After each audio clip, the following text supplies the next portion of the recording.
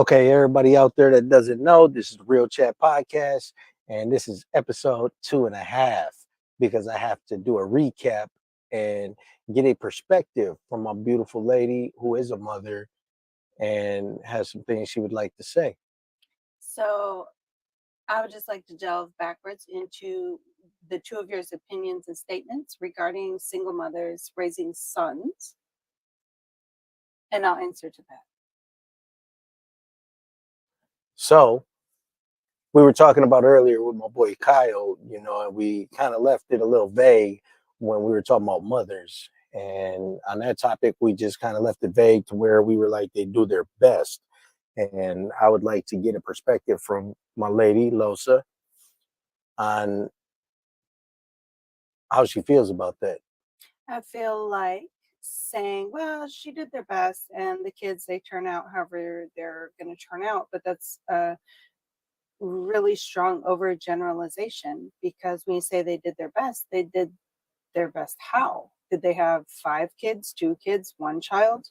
Did they have an education? Did they have like cognizance of where they're at mentally and emotionally? Do they seek therapy?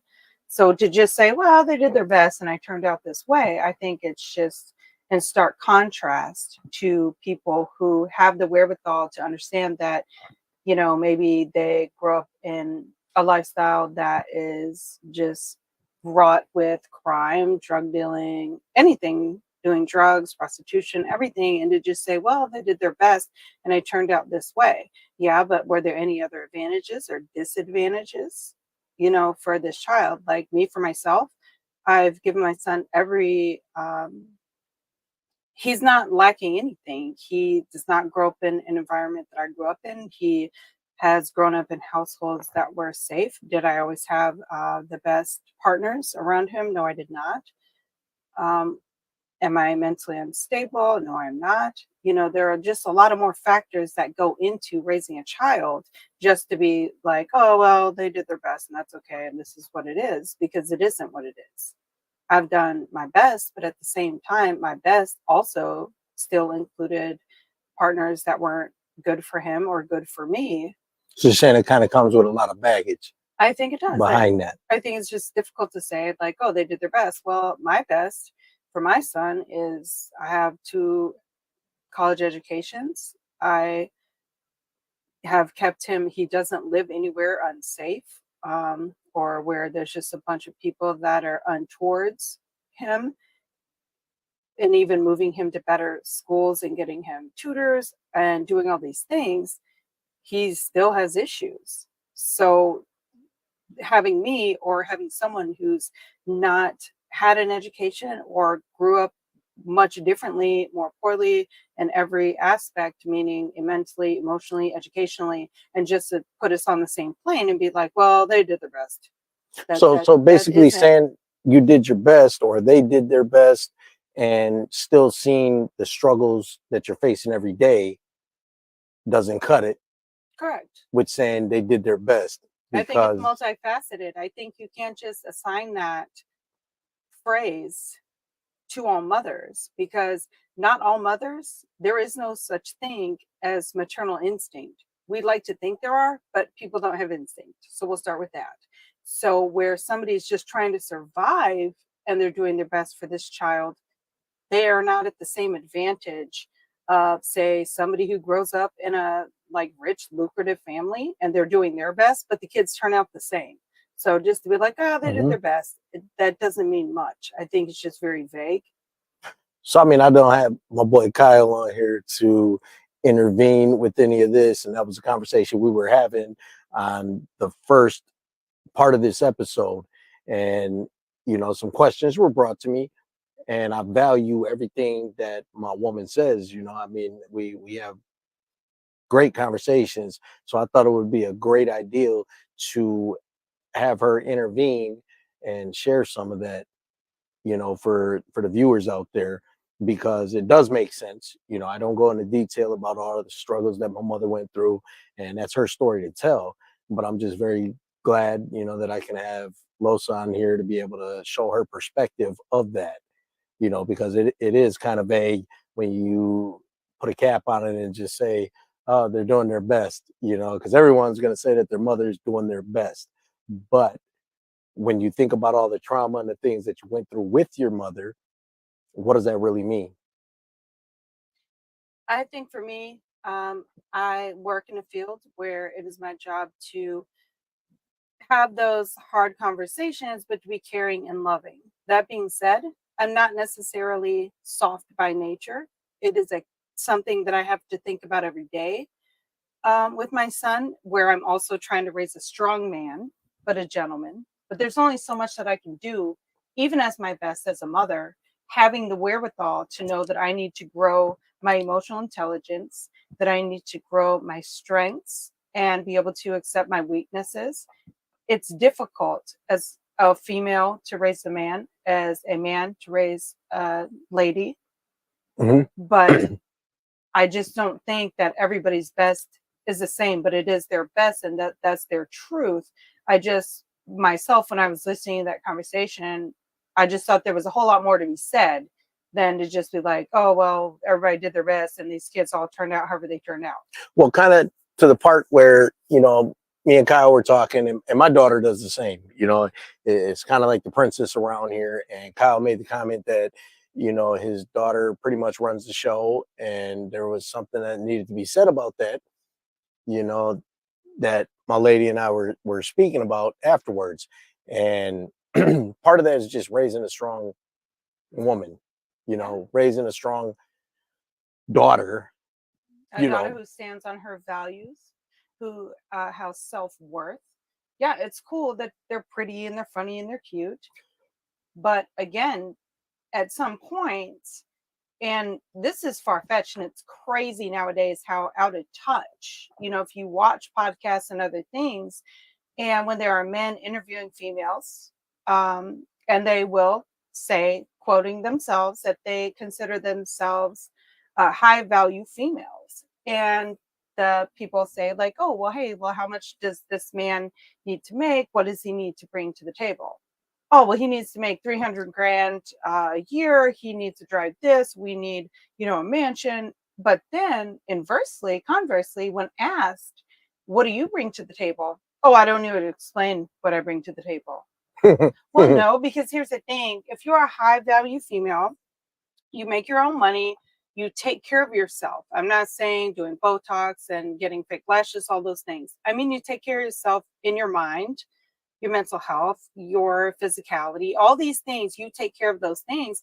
Really, a lot of times you've already brought everything. So that man already knows ahead of time. You're not looking for his money or any of these things. You offer support, you be loving, you be intelligent, you live in your own life, you have separate lives. That's how you guys came together. Because what's fun about being together when two people are high value, they have good stories for each other.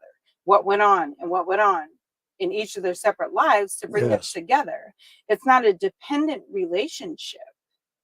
And that's, I think, a lot of times when girls, not anyone specific in particular, when girls get these, these princess complexes, they don't feel like they need to bring anything to the table. But at the same time, some of them might be those same type of girls where they say out loud, like, hey, he only wants one thing. No, is all that you brought to the table was that one thing. And you Or think that did they you become bring, undervalued. or did you bring more to the table? Because if you're offering a high value man and seeking from him too high value things, he doesn't only want that one thing. He understands already ahead of time that all females possess the one thing. What they want is peace of mind, not stress. They don't need your money, just like you don't need theirs. They know that you want their time, you value their energy, their input, and that you want growth, and that you spend time working on yourself to make yourself a high value woman, not for other men, for yourself. And that's what's intriguing on both sides of the gate. Like, that's what's high value. So it becomes a partnership and not just a sought after relationship that men are looking for one thing and a woman only has one thing to offer. Because I probably explained this before. A lot of times I always mention my woman because and she is definitely breadwinning, determined, dedicated, and we all have our flaws within that. I have my flaws. I try to do the best I can. Do I hold my temper all times? No, I don't. Do I know how to react to certain situations at all times? No, I don't. And that's the thing. When I guess, with our daughters and the conversation that we're having, not developing a strong woman, they're gonna bend and heed to that. That's all they have to offer, so therefore they can run the show and do whatever they want. And I think that's where a lot of relationships go wrong. Men only accept and they only seek what is offered, what you have to offer. So for girls who only bring, they get their makeup done every week, their hair done every week, and they're not bringing even, we'll say, what I would call minimal values. So let's say good conversation, Mhm. being educated, let's say seeking adventure, doing fun things, being open to new things.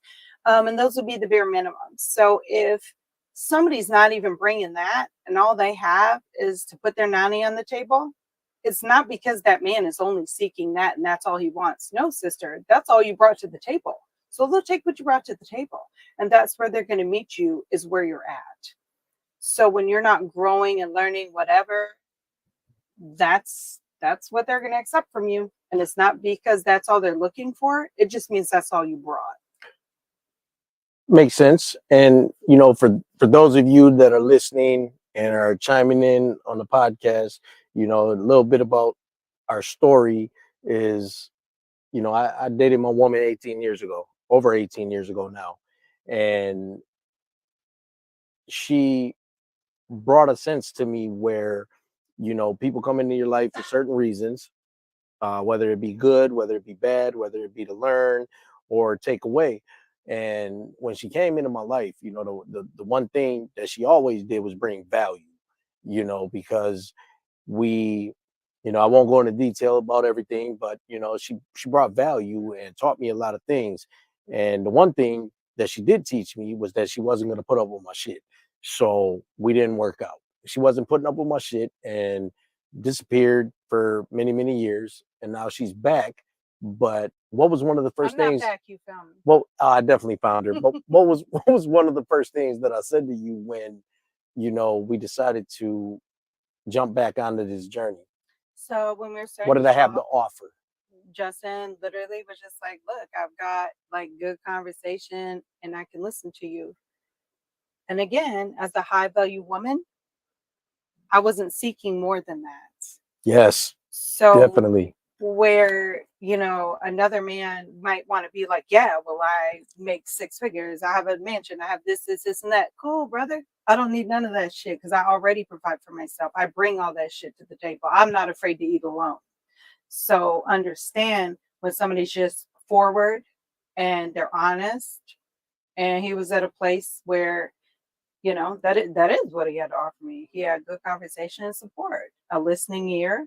And that was really, mostly the only thing I needed, because I could find men who can pay for shit, but I don't need men to pay for shit. I can find men who want to try to schmooze and do all these things, but those are unnecessary for me. I'm grown. I need nothing. So we need building blocks. Correct. Building blocks, something to build on, something to establish a foundation, where there's going to be boundaries.